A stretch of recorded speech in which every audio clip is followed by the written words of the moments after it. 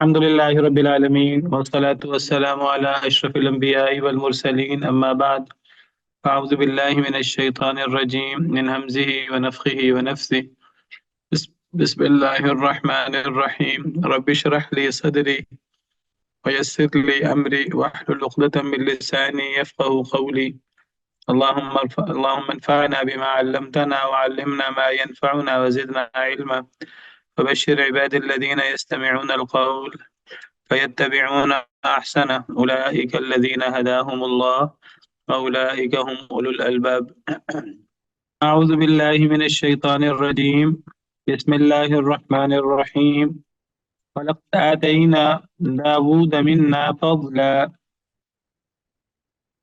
ولقد آتينا داود منا فضلا البتہ تحقیق ہم نے دیا داؤد علیہ السلام کو اپنے پاس سے فضل البتہ تحقیق ہم نے داؤد علیہ السلام کو سے فضل دیا، بہت بڑا فضل، بڑی نعمتیں، یا پھر فضل سے مراد زائد ہے، یعنی قرآن کریم میں دیگر آیات سے پتہ لگتا ہے کہ اللہ تعالیٰ نے داؤد علیہ السلام کو شہد دی تھی، خلیفہ بنایا تھا، تو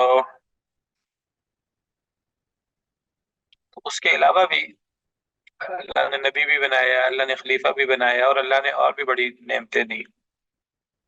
اور البتہ تحقیق ہم نے دیا داؤد علیہ السلام کو سے فضل، بہت بڑے انعامات کیے، اس میں نبوت بھی شامل ہے، کتاب بھی شامل ہے، اللہ نے دی، خلیفہ بھی اللہ نے بنایا، علم بھی دیا، حکمت بھی دی، معجزات بھی۔ یا جبال اوبی معاہو، پہاڑوں رجوع کرو اس کے ساتھ، طیرہ، اور پرندوں کو بھی، پرندوں کو بھی ہم نے مسخر کر دیا حضرت داؤد علیہ السلام کے ساتھ، جب وہ تسبیح کرتے تھے تو ان کے ساتھ پہاڑ بھی تسبیح کرتے تھے اور ان کے ساتھ پرندے بھی تسبیح کرتے تھے، اور اس تسبیح سے مراد وہ ایسی تسبیح نہیں ہے جو ہر مخلوق کی ہے، وہ تو ہر وقت ہے، اس سے مراد حضرت داؤد علیہ السلام کے ساتھ خاص قسم کی تسبیح ہے، جو ایک معجزہ ہے سیدنا داؤد علیہ السلام کا۔ اور حضرت داؤد علیہ السلام جب اللہ کی حمد پڑھتے اپنے خوبصورت آواز میں، زبور پڑھتے جس میں اللہ کی تعریفیں ہیں، تو ساتھ پہاڑ بھی شامل ہو جاتے، ساتھ پرندے بھی شامل ہو جاتے۔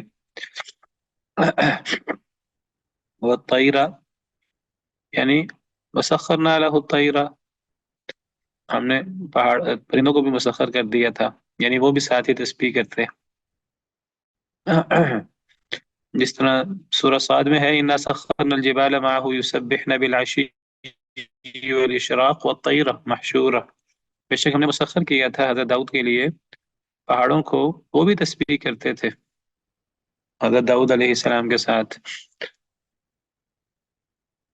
صبح شام، والطیر محشورہ، اور پرندے بھی اکٹھے کیے ہوئے، ان کو بھی مسخر کیا تھا۔ وہ کیا کرتے تھے جس طرح پہاڑوں کو مسخر کیا تھا وہ تسبیح کرتے تھے، اس طرح پرندوں کو بھی مسخر کیا، وہ بھی تسبیح کرتے تھے حضرت داؤد علیہ السلام کے ساتھ۔ تو یہ خاص تسبیح ہے جو حضرت داؤد علیہ السلام کے ساتھ ساتھ پہاڑ بھی اور پرندے بھی کرتے تھے۔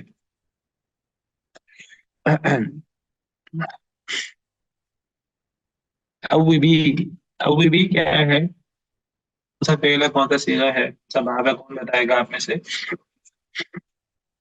استاد محترم، یہ واحد مذکر حاضر فعل امر ہے، اور مادے پہ میں غور کرتا ہوں جی۔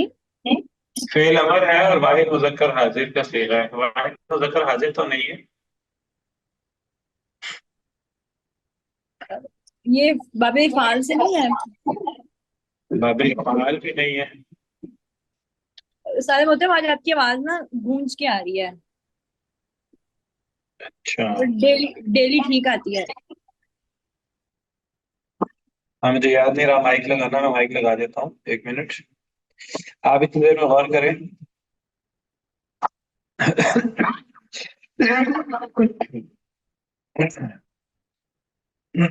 یہ کون سا صیغہ ہے؟ کون سا باب ہے، کون سا فعل ہے؟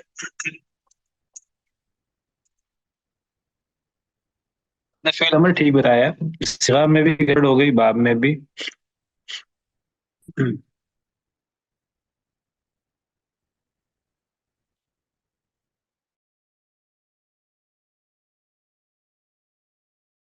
واحد مونس حاضر،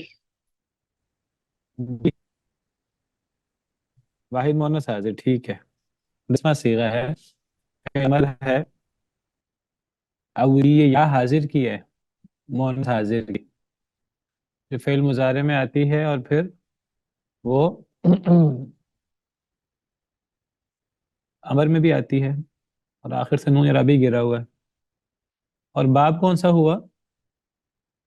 باب تفعیل ہوا، اوبا یؤوب، تعویب، تو یؤوب فعل مضارع، اس سے اگر ہم واحد مونس حاضر کا صیغہ بنائیں گے تو یؤوب، تؤوبین، تو تؤوبین شروع سے تا گرا دیا فعل امر بناتے ہوئے، آخر سے نون عربی گرا دیا، باقی رہ گیا اوبی، تو کون سا باب ہوا؟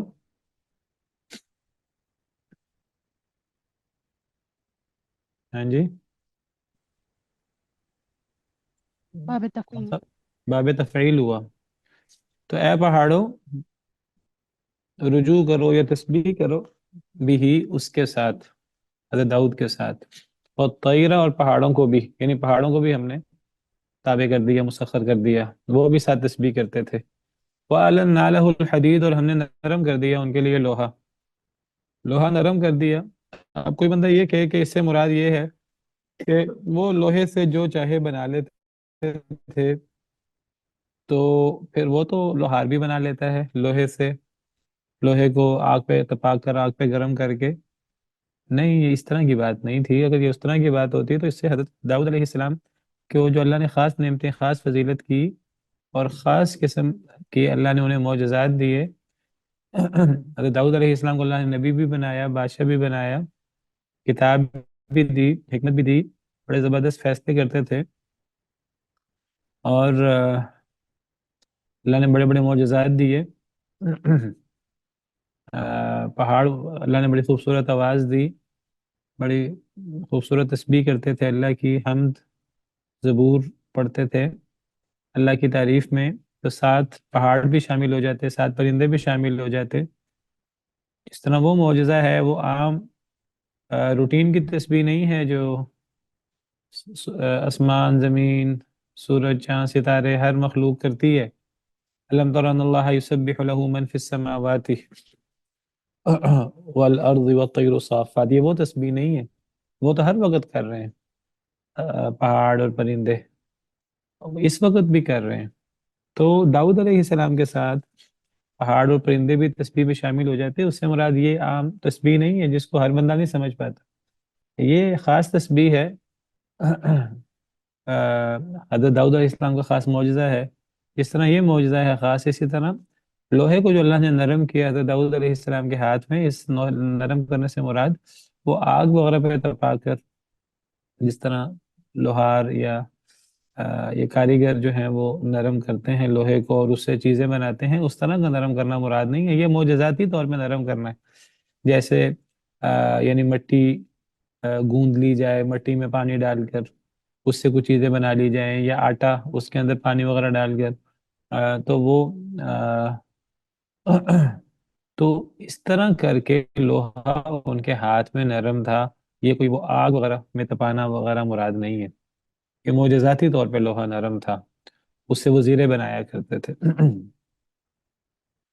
ان اعمل سابغات، یہ کہ تو بنا، یعنی اے داؤد علیہ السلام، ہم نے آپ پر بڑی نعمتیں کی، اب آپ نے کیا کرنا ہے، یہ جو لوہا ہم نے نرم کیا آپ کے لیے معجزاتی طریقے سے، واللہ عالم، اب آپ نے کیا کرنا ہے، ان اعمل سابغات، یہ کہ آپ بنائیں، سابغات پوری پوری،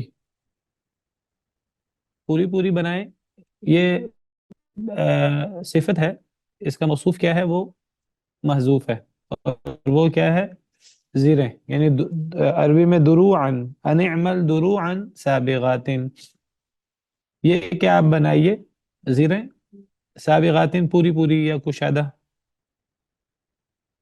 تو اس میں دروعن درع کی جمع دروع، جس کا مطلب زیرہ ہوتا ہے اردو میں.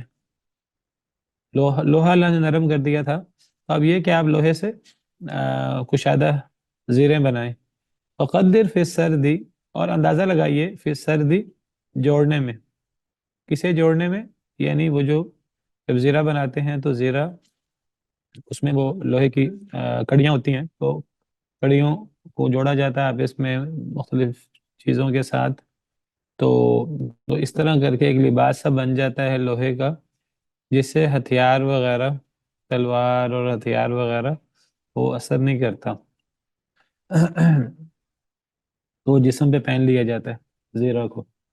تو آپ پوری پوری زیرے بنائیں کشادہ، اور آپ اندازہ لگائیے فی السردی جوڑنے میں، یعنی کڑیوں کو جوڑنے میں، نہ زیادہ موٹی ہو جائیں نہ زیادہ باریک ہو جائیں کہ وہ کام نہ دیں. تو پورا پورا اندازہ لگائیے. اللہ نے آپ کے ہاتھ میں لوہا نرم کر دیا ہے. تو یہ اللہ تعالیٰ اپنی عظیم قدرتیں اور اپنی عظیم نعمتیں بیان کر رہے ہیں جو اللہ تعالیٰ نے کی سیدنا داؤد علیہ السلام پر.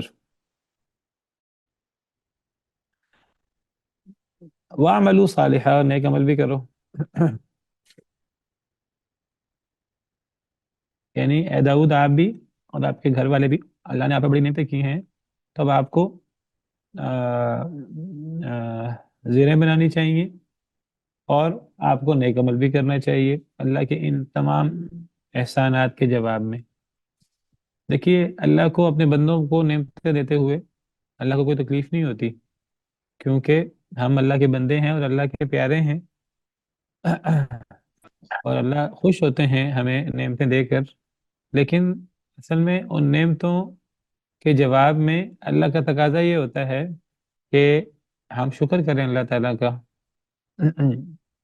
نیک اعمال کریں. تو جو شکر کرتا ہے، نیک اعمال کرتا ہے، تو اللہ تعالیٰ خوش ہوتے ہیں اور اللہ تعالیٰ اسے مزید نعمتیں دیتے ہیں.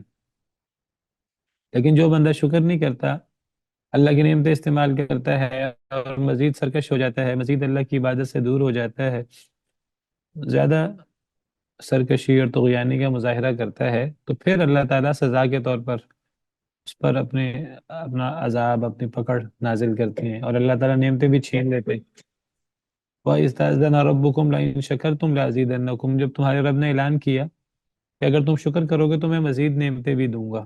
وَلَئِن كَفَرْتُمْ، اور البتہ اگر تم نے کفر کیا، ناشکری کی، ان عذابی لشدید، تو پھر میرا عذاب بڑا سخت ہے.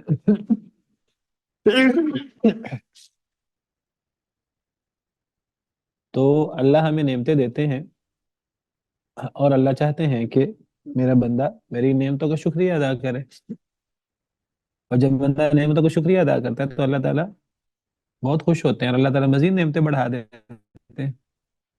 ما يفعل اللہ بعذابکم ان شکرتم وآمنتم، اللہ تمہیں عذاب دے کر کیا کرے گا اگر تم شکر کرتے رہے اور ایمان کا مظاہرہ کیا. وکان اللہ شاکرا علیما، اور اللہ تعالیٰ بڑے قدردان ہیں، جاننے والے ہیں.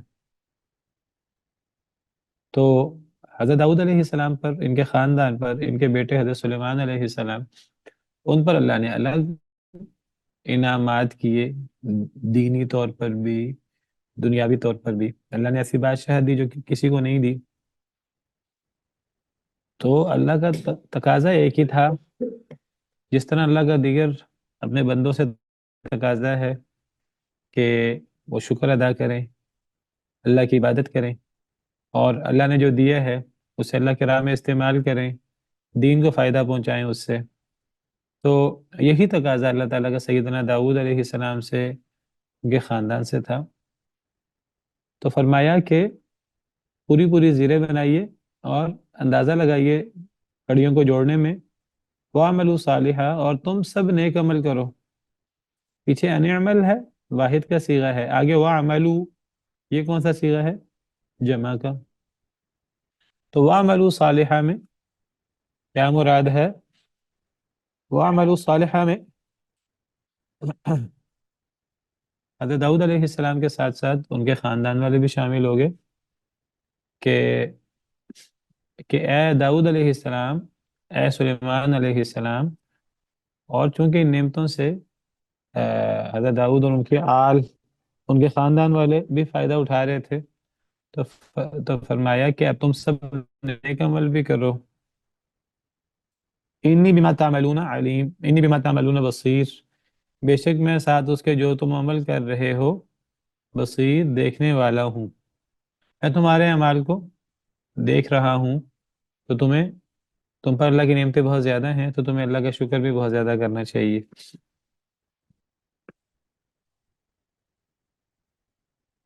ہر انسان پر اللہ کی نعمتیں بہت زیادہ ہیں.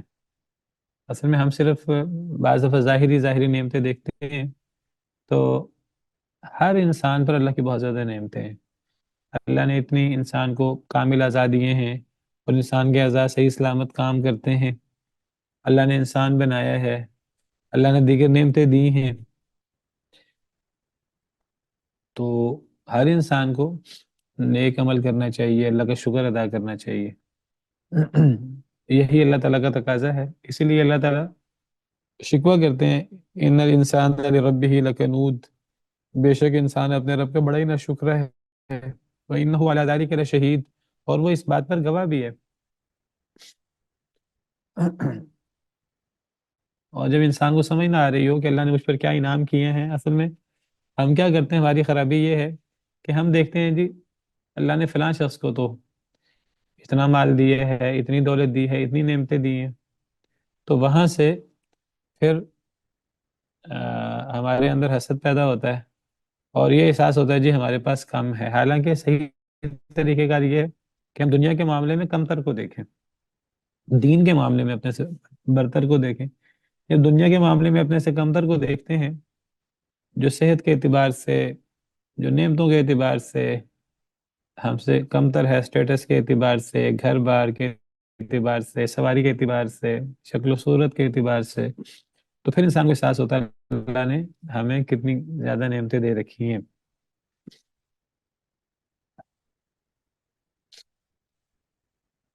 وَلِسُلَيْمَانَ الرِّيحَ غُدُوُّهَا شَهْرٌ وَرَوَاحُهَا شَهْرٌ، اور سلیمان علیہ السلام کے لیے الریح، ہوا کو، یعنی ہم نے مسخر کر دیا سلیمان علیہ السلام کے لیے ہوا کو. اب حضرت سلیمان علیہ السلام پر اللہ کی بہت نعمتیں، ان نعمتوں میں سے ہوا بھی حضرت سلیمان علیہ السلام کی تابع تھی. حضرت سلیمان علیہ السلام اسے حکم دیتے تو وہ ہوا حضرت سلیمان علیہ السلام کو لے جاتی، سفر کرا دیتی، لمبے لمبے سفر تھوڑے وقت میں کروا دیتی. وَلِسُلَيْمَانَ الرِّيحَ غُدُوُّهَا شَهْرٌ وَرَوَاحُهَا شَهْرٌ، تو حضرت سلیمان علیہ السلام کے لیے ہوا کو، یعنی ہوا کو مسخر کیا. غُدُوُّهَا شَهْرٌ، اس کا صبح کا سفر ایک مہینے کے برابر تھا. وَرَوَاحُهَا شَهْرٌ، اور اس کا شام کا سفر وہ بھی ایک مہینے کا تھا. یعنی جو سفر ایک مہینے میں کیا جاتا، وہ سفر ہوا صبح کے وقت، صبح سے لے کر آپ سمجھیے کہ نصف دن تک، تھوڑے ہی عرصے میں وہ ہوا اتنا سفر کروا دیتی جتنا سفر اس دور میں ایک مہینے میں کیا جاتا تھا.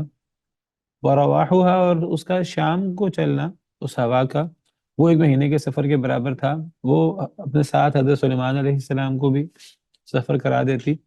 تو شام سے مراد یعنی نصف دن سے لے کر شام تک یا رات تک، اتنے وقت میں حضرت سلیمان علیہ السلام ہوا کے ساتھ اتنا سفر کر لیتے جتنا سفر اس دور میں سواری وغیرہ جو بھی تھی، سواری کی صورت، تو اس سواری پر ایک مہینے میں ہوتا تھا.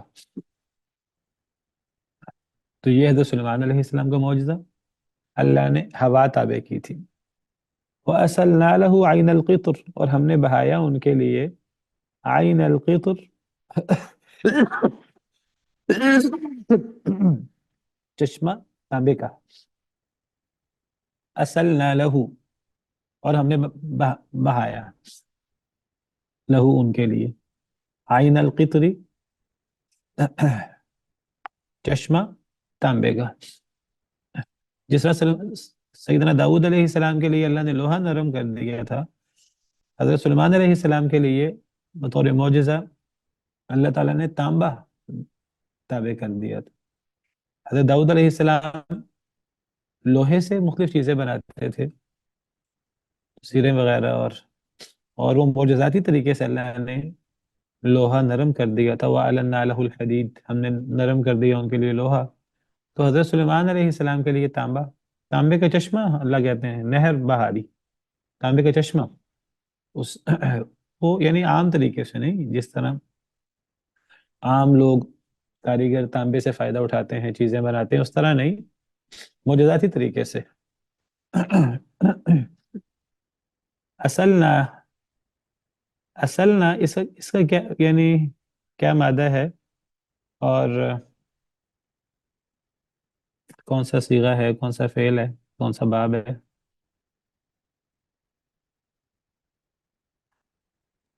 سیگا تو اس کا جمع متکلم کا ہے، اور ہاں فعل ماضی معروف، یعنی کہ فعل جو ہے، اور ہاں مادہ مجھے سوچنے دے ذرا۔ ہاں،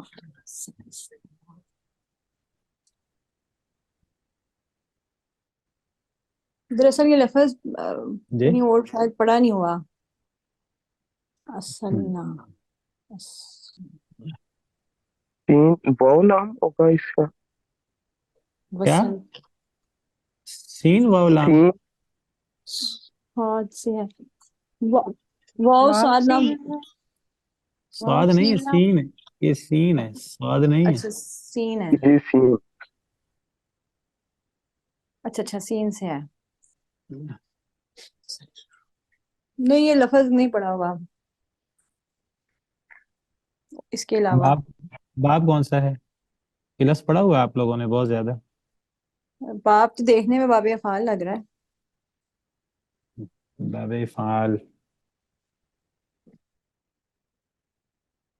دیکھیے یہ سال یسیلو، اس کا مطلب ہوتا ہے بہنا،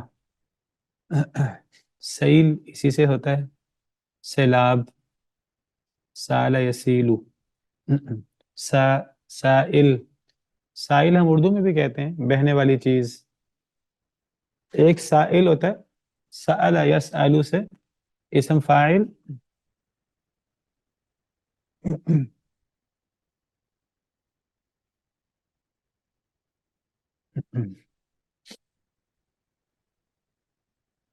ہم نے کچھ قواعد پڑھے تھے، پتہ نہیں اب یاد ہیں کہ نہیں۔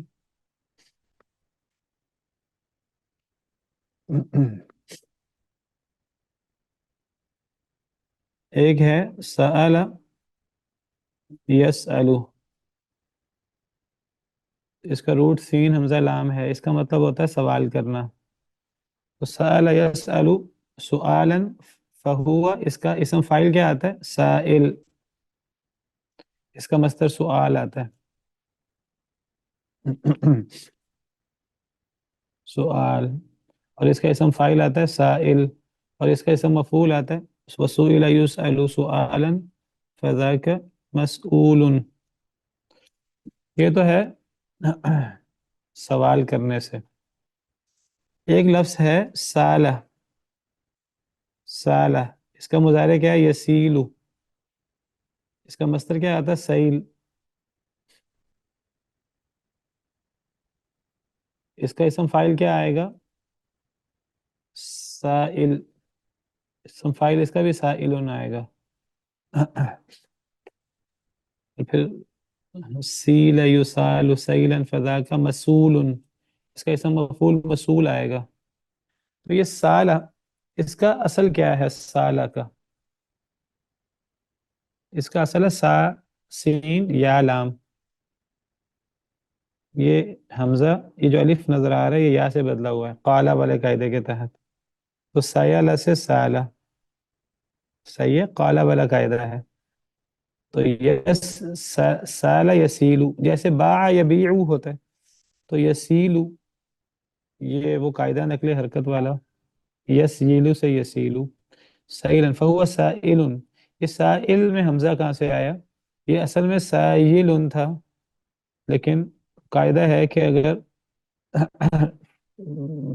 اگر اسم فاعل میں، فاعل کے وزن میں اگر آئین کلمے میں اگر حرف علت آ جائے یا واو، تو وہ حمزہ بن جاتا ہے، جیسے قائل ہوتا ہے، جیسے بائعون ہوتا ہے، یاد ہے قاعدہ؟ تو یہ سائل، یہ سائل سے بھی سائل ہوتا ہے، اس کا مطلب ہوتا ہے سوال کرنے والا، اور یہ سائل، سائل کہتے ہیں سائل مادہ، یعنی ایسی چیز جو بہتی ہے۔ سمجھ آ گئی یہاں تک؟ جی استاد۔ اچھا، اب اگر اس سے ہم باب فعال بنائیں سالہ سے، تو باب فعال کیا بنے گا؟ سالہ کا مطلب بہنا، تو اس سے اگر ہم اسم فاعل بنائیں، اصل میں سالہ کا اصل اسیلہ، سایلہ ہے، تو اس کا بنے گا باب فعال اسیلہ، تو اسیلہ سے جب نقلی حرکت ہوگی یقالو یا یخافو والا قاعدہ، تو اسالہ بنے گا، اسالہ،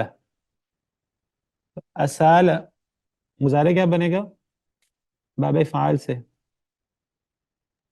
یسیلو، یسیر، یسیلو نہیں بنے گا، یسیلو، یس یسیلو، اسالہ یسیلو، اس کا مطلب ہوگا سالہ یسیلو کا مطلب ہے بہنا، اسالہ یسیلو کا مطلب ہے بہانا، باب فعال ہے نا، متعدی ہوگا، اس کا مصدر کیا ہوگا؟ اسالہ یسیلو،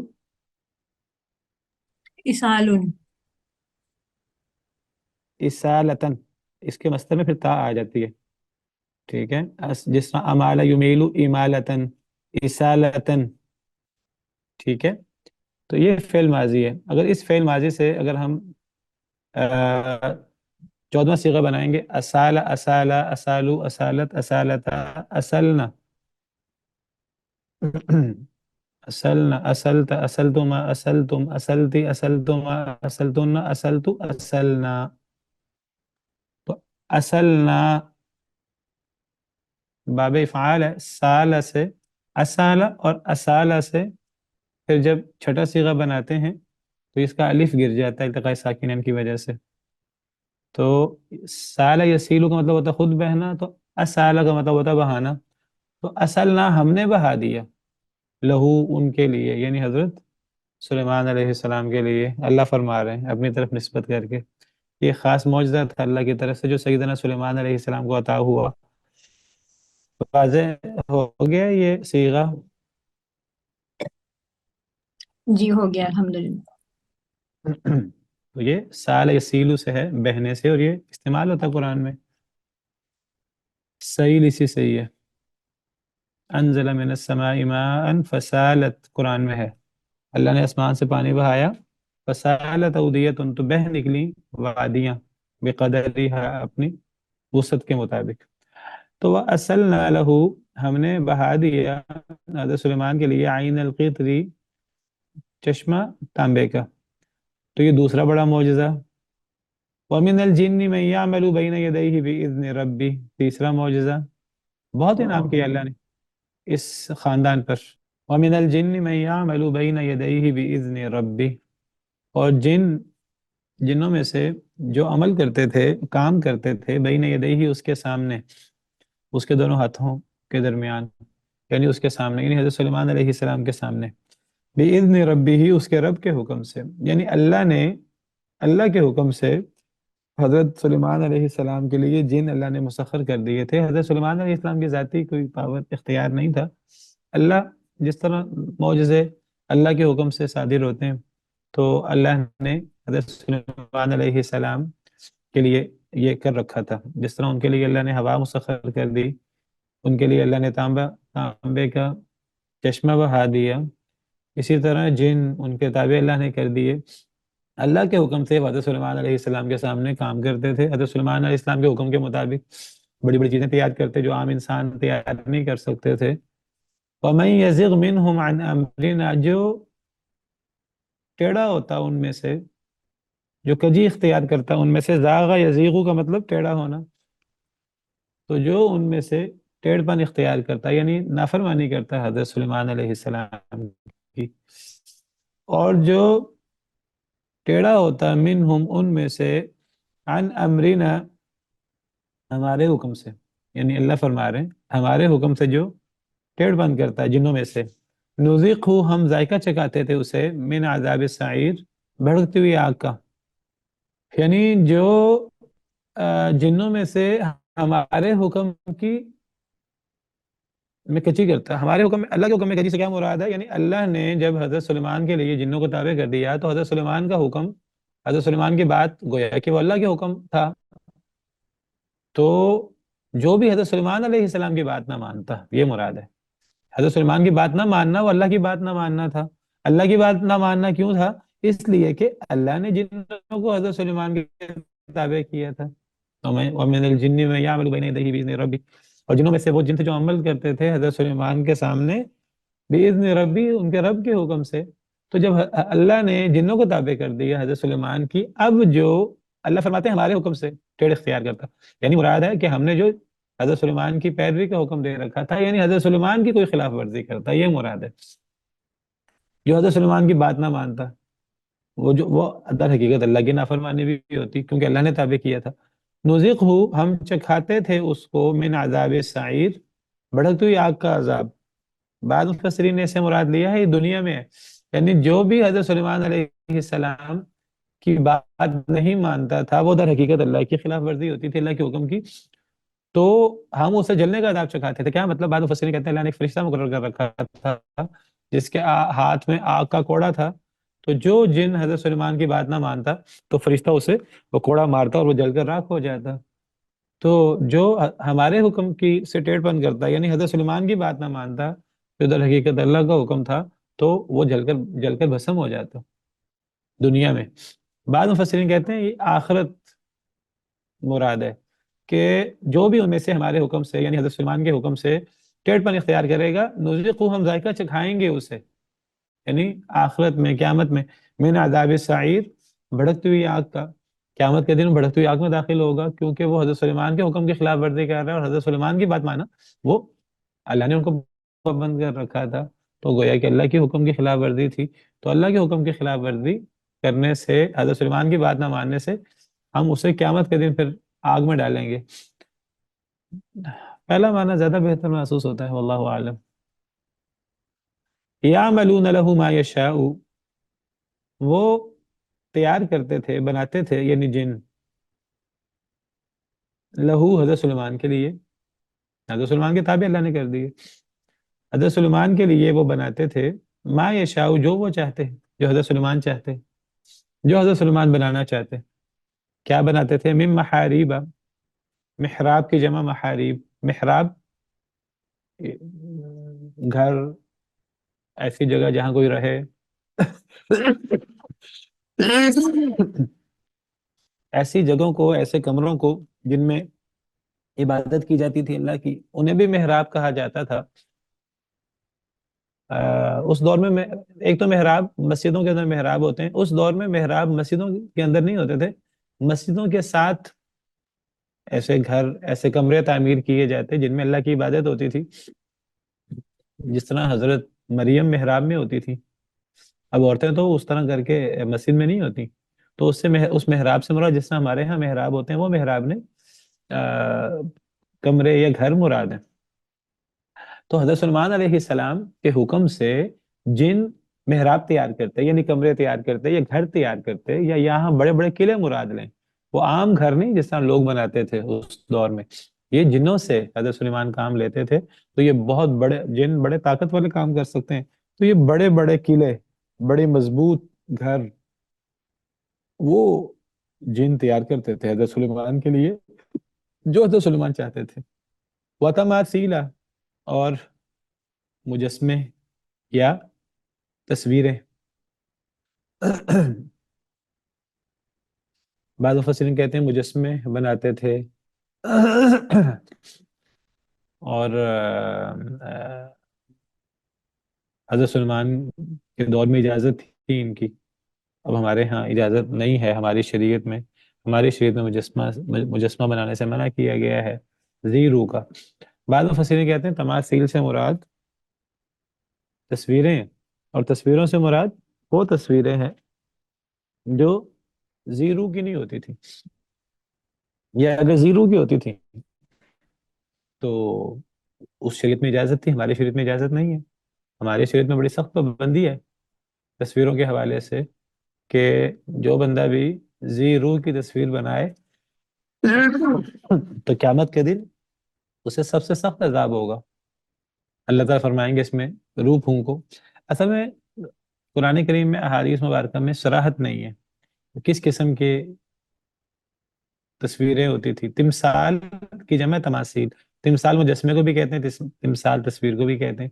اور اس تصویر سے مراد غیر جاندار کی تصویر بھی ہو سکتی ہے یا مجسمہ بھی ہو سکتا ہے, جاندار کا بھی ہو سکتا ہے. اب کیا مراد ہے مزید تفصیلات قرآن و حدیث میں موجود نہیں ہے. اب کوئی اس کی تفسیر میں کوئی چیز بیان کرتا ہے, اگر وہ اسرائیلیات سے بیان کرتے ہیں, اسرائیلیات سے تو دلیل ہی لی جا سکتی. نبی صلی اللہ علیہ وسلم کی واضح حدیث ہے کہ وہ کیا چیز بناتے تھے, تو اس سے ہم کوئی شرعی دلیل نہیں لے سکتے, کوئی اس سے نیا مسئلہ بھی اخذ نہیں کر سکتے.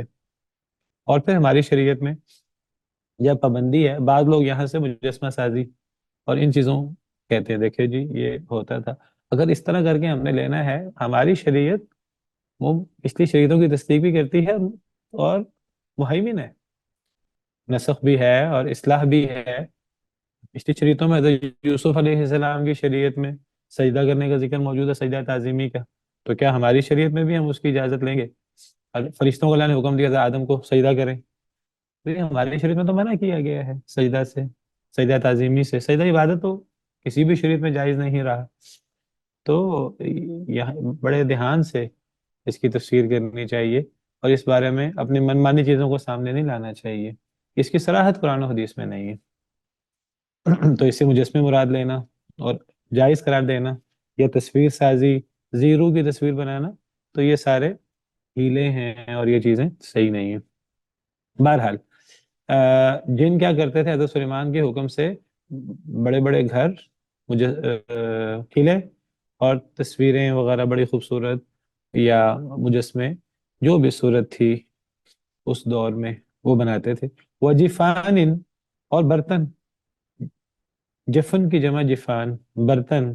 کل جوابی, جواب جمع ہے جابیہ کی, اور جابیہ کہتے تھے حوض کو, تالاب.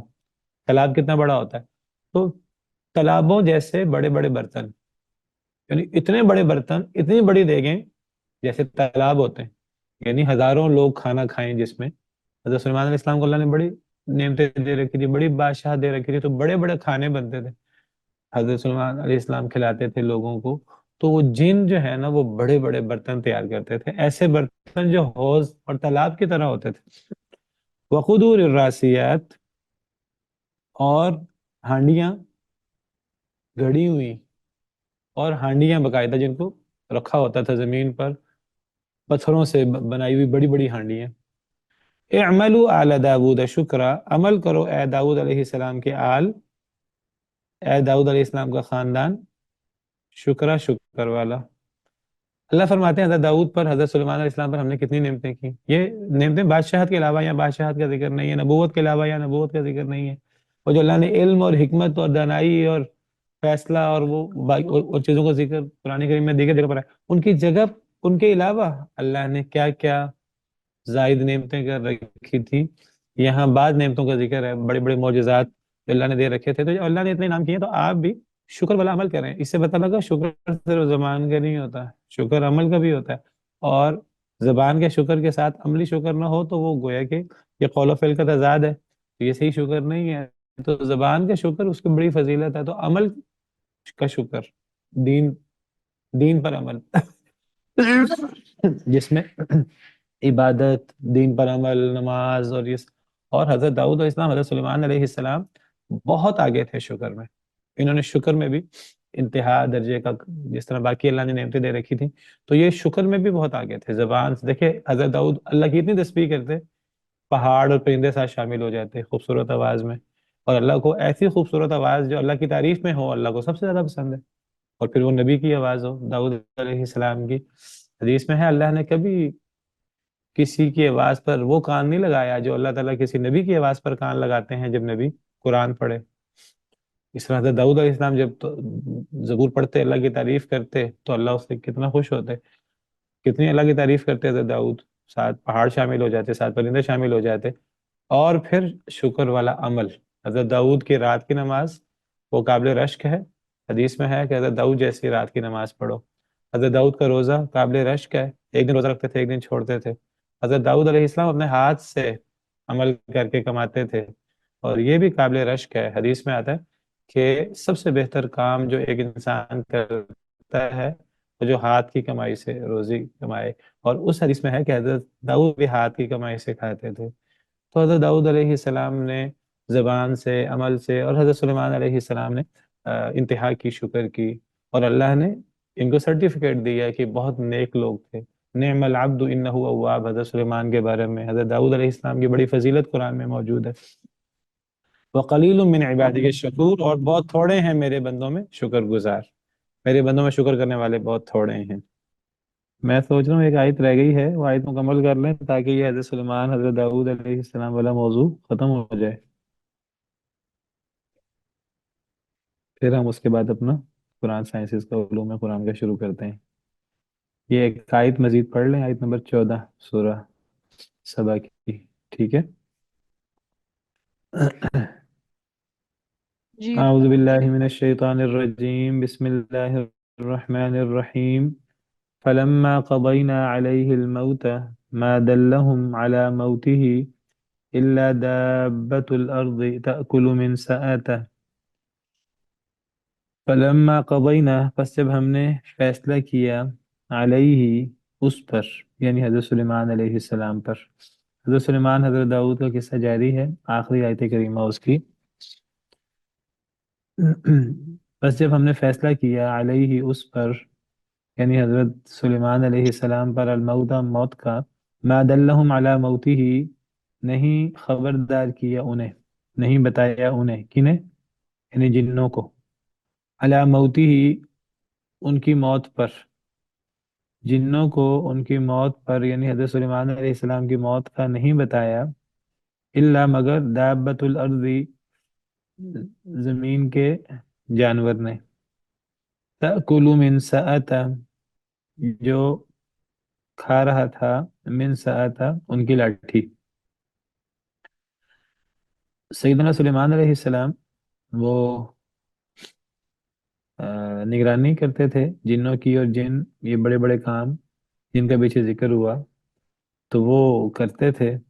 بڑی بڑی عمارتیں، تصویریں، برتن بڑے بڑے، ہانڈیاں بڑی مضبوط جمی ہوئی. حضرت سلیمان علیہ السلام ان کی نگرانی کرتے تھے. تو حضرت سلیمان علیہ السلام ان کی نگرانی کرتے تھے، نگرانی کرتے کرتے فوت ہو گئے. اب اللہ کا کرنا یہ ہوا کہ وہ جن روب کے مارے نزدیک تو آتے نہیں تھے. حضرت سلیمان علیہ السلام کو بڑا روب تھا، تو اللہ نے حضرت سلیمان علیہ السلام کو جنوں پر اختیار دیا تھا، اور جن ان کی حکم کی خلاف ورزی نہیں کر سکتے تھے. جیسے پیچھے ہم نے پڑھا، دنیا میں ہی انہیں اس کی سزا مل جاتی. ویسے بھی نبی کا اور نیکی کا ایک روب ہوتا ہے، ایک ہیبت ہوتی ہے.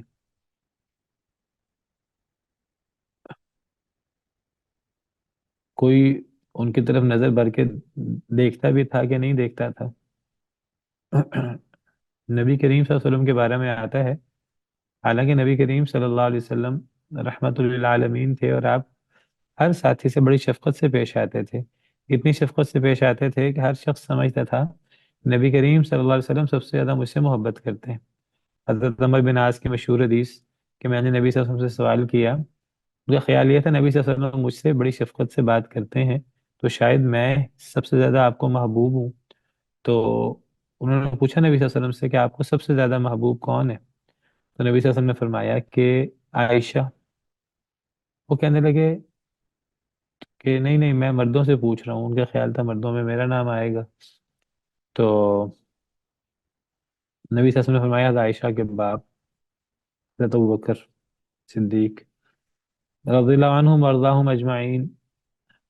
تو وہ حضرت عمر بن عاص فرماتے ہیں، کہتے ہیں یعنی نبی صلی اللہ علیہ وسلم سے اتنا آپ یعنی اخلاص سے اور اتنے پیار سے پیش آتے ہیں اپنے ہر صحابی سے کہ وہ سمجھتے تھے کہ نبی صلی اللہ علیہ وسلم سب سے زیادہ مجھ سے محبت کرتے ہیں، لیکن اس کے باوجود حضرت عمر بن عاص فرماتے ہیں ہم نظر بھر کے نبی کریم صلی اللہ علیہ وسلم کو دیکھ نہیں سکتے تھے۔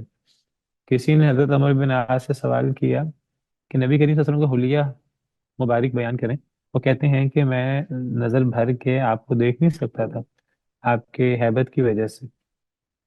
تو حضرت سلیمان علیہ السلام اللہ کے نبی تھے جلیل القدر، اور اللہ نے ان کو جنوں پر طاقت دے رکھی تھی، جنوں سے کام کرواتے تھے۔ تو حضرت سلیمان علیہ السلام لاٹھی سے ٹیک لگائے لگائے فوت ہو گئے، تو جنوں کو پتہ ہی نہیں لگا، انہوں نے دیکھا ہی نہیں کہ حضرت سلیمان علیہ السلام وہ زندہ ہیں کہ زندہ نہیں ہیں، پلک جھپک رہے ہیں کہ نہیں جھپک رہے۔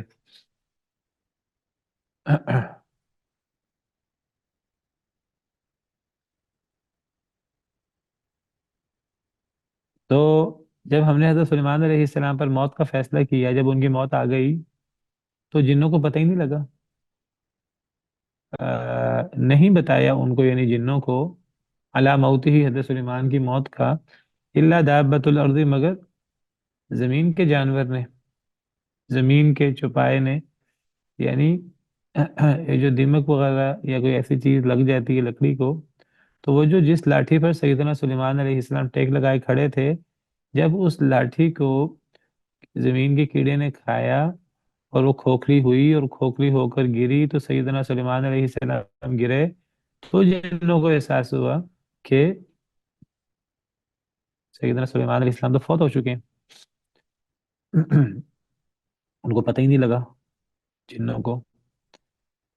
فلما خر، بس جب وہ گرے یعنی حضرت سلیمان علیہ السلام اس لاٹھی کے کھوکھلا ہونے پر، لازمی بات ہے کہ یہ کوئی چند منٹوں یا چند گھنٹوں میں تو نہیں ایسا ہوا ہوگا، کئی دن تو لگے ہی ہوں گے، اللہ بہتر جانتے ہیں کتنا وقت لگا۔ جب وہ گرے فوت ہونے کے بعد، وہ لاٹھی پر کھڑے رہے، ٹکے رہے، اللہ کے کام اللہ جانے، اللہ کی حکمتیں۔ جب وہ گرے تبینت الجن، تو پتہ لگا جنوں کو، جنہوں نے واضح کی یہ بات، جنوں کو اس بات کا احساس ہوا اللہ کانوا یعلمون الغیب، کہ اگر وہ غیب جانتے ہوتے ما لبثوا فی العذاب المہین، نہ وہ رہتے رسوا کرنے والے عذاب میں۔ تو اللہ فرماتے ہیں دیکھو تم جنوں کے بارے میں کیا سمجھتے ہو۔ دیکھیں جب ہم جنوں کے بارے میں پورا جانتے نہیں تو ہم کئی دفعہ جنوں کے بارے میں ایسی باتیں سوچ لیتے ہیں جیسے ان کے پاس بڑے بڑے اختیارات ہیں، اور ہم بعض دفعہ خدائی صفات بعض جنوں کو دے دیتے ہیں۔ کئی لوگ جنوں سے بہت ڈرتے ہیں اور اس کی وجہ سے جن سرکش زیادہ بھی ہو جاتے ہیں۔ وَأَنَّهُ كَانَ رِجَالٌ مِّنَ الْإِنسِ يَعُوذُونَ بِرِجَالٍ مِّنَ الْجِنِّ فَزَادُوهُمْ رَهَقًا، سورہ جن میں ہے، اللہ فرماتے ہیں کہ انسانوں میں جو مرد ہیں وہ جنوں کے مردوں سے ڈرا کرتے تھے، پناہ مانگا کرتے تھے، تو اس بات نے جنوں کو مزید سرکش کر دیا، ورنہ جن انسانوں پر اپنے آرام سے قابو نہیں پا سکتے۔